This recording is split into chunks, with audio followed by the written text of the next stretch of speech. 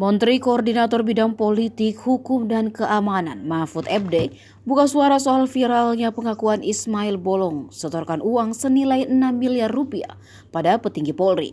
Mahfud MD mengomentari Ismail Bolong yang mencabut testimoni setoran uang miliaran rupiah ke Kabareskrim Polri Komjen Agus Adrianto. Pernyataan itu diungkap Ismail dilakukan karena mendapat intervensi dari Brigjen Hendra Kurniawan. Terkait hal itu, Mahfud MD kemudian menyinggung soal adanya isu perang bintang yang terus menyeruak. Mahfud mengatakan dalam isu perang bintang ini, para perwira tinggi Polri disebut saling membuka kartu masing-masing. Untuk itu, Mahfud MD meminta isu ini untuk diusut. Mahfud mengatakan isu mafia tambang sejatinya bukanlah hal yang baru di Indonesia. Pada 2013, Abraham Samad yang kala itu menjabat ketua KPK mengatakan andai korupsi di bidang tambang bisa diberantas, Indonesia bisa terbebas dari utang.